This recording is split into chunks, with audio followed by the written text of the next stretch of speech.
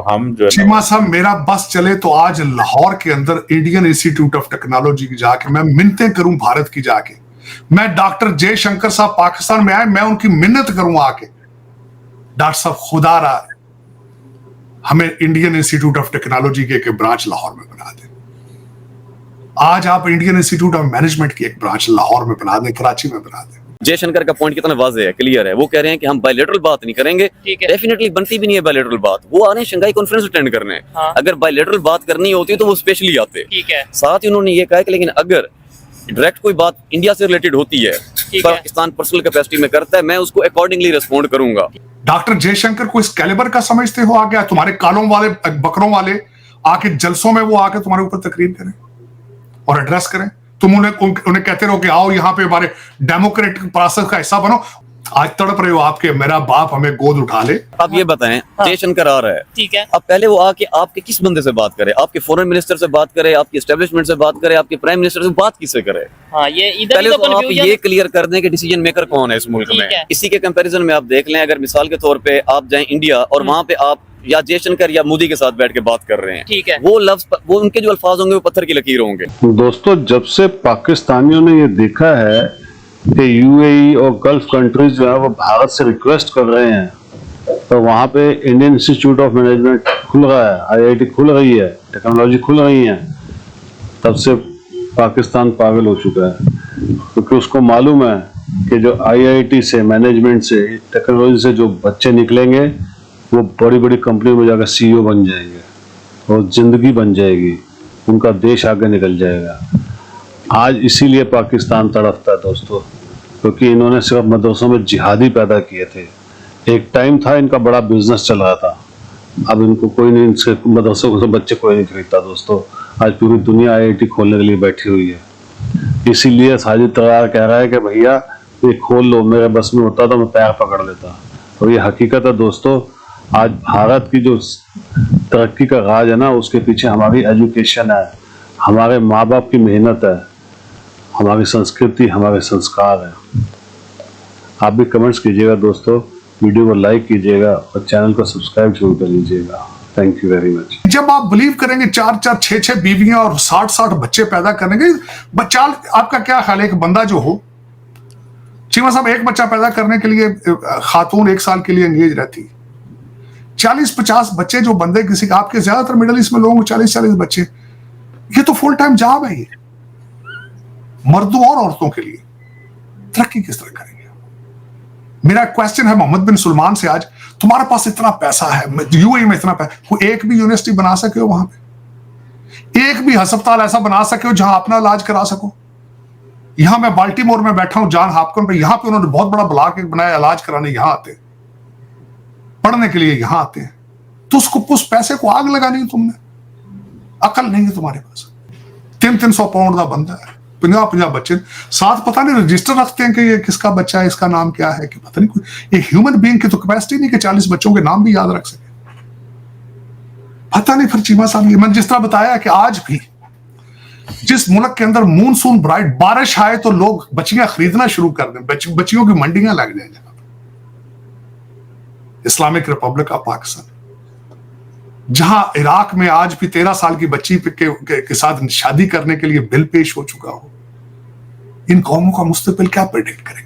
चलो चीमा साहब, हमारे जैसे लोगों का जब दुख होता है जब देखते हैं कि सिविलाइज कौमें क्या कर रही हैं। आज का यहाँ पे सबसे बड़ी दूसरी खबर थी, नोबेल प्राइज 2 अमेरिकन साइंटिस्ट को दिया गया जिन्होंने जेनेटिक्स के ऊपर रिसर्च की है। लेकिन पता नहीं क्या बात है कि आप लोग क्यों रिवर्स गियर में हैं। 77 years is too long मेरे ख्याल। It's so sad। लेकिन चीमा साहब, हालत आपकी तरस आता है जब देखते हैं कि आज देखें 45,000 गाजा में लोग मार दिए गए अप्रॉक्सीमेट। और आज उनका स्टेटमेंट है 7 अक्टूबर पे, उन्होंने कहा ईरान को भी हम गाजा बना के रख देंगे। This is what the army said।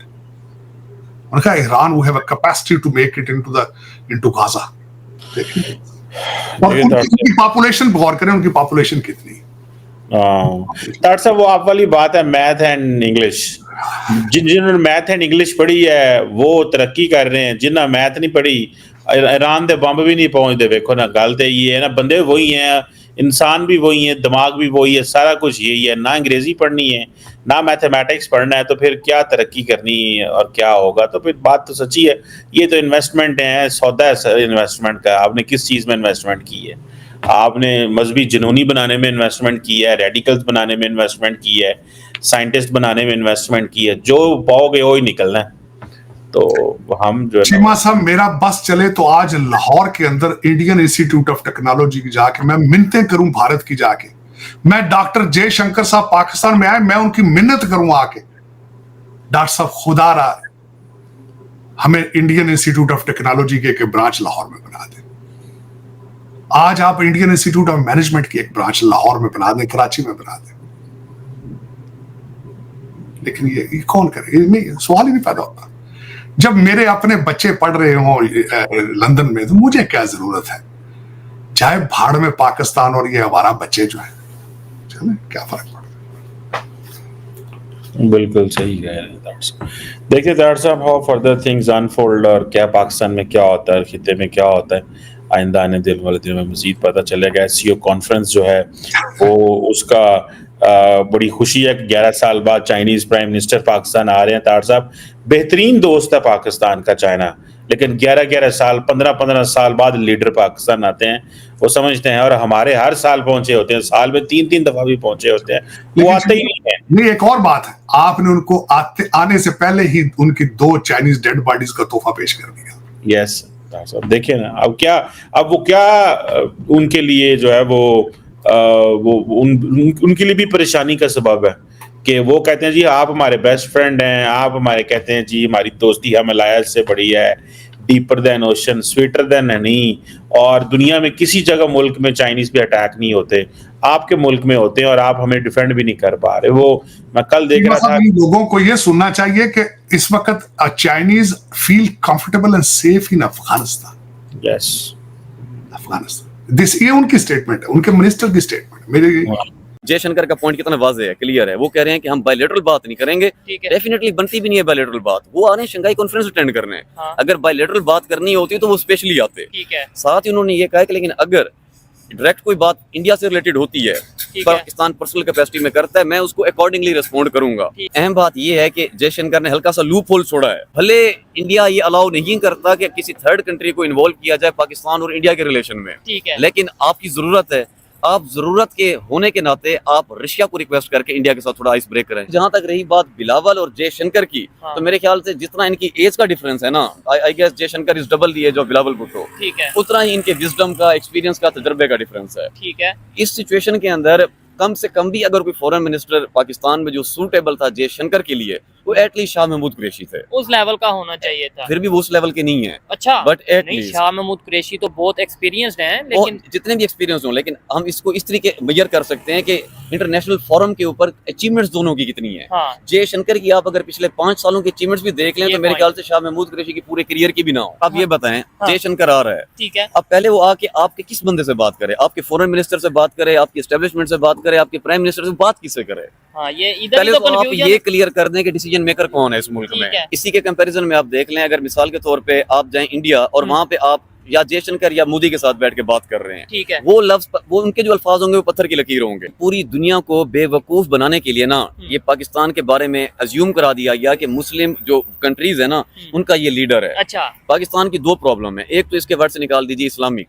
अच्छा, वर्ड इस्लामिक निकालने से जो बाकी 56 इस्लामिक कंट्रीज है ना, उनको फिर इवेंचुअली अपना एक जो रियल लीडर है ना वो चुनने का मौका मिलेगा। इस टाइम आपको पता है पूरी दुनिया में 2 मुल्क हैं जिनकी नेगेटिव जीडीपी है। अच्छा, पाकिस्तान की इस टाइम -2.8 जीडीपी है, ठीक हो गया, और श्रीलंका की -3.8 है। ठीक है, दुनिया के वही 2 मुल्क जिनकी जीडीपी नेगेटिव है,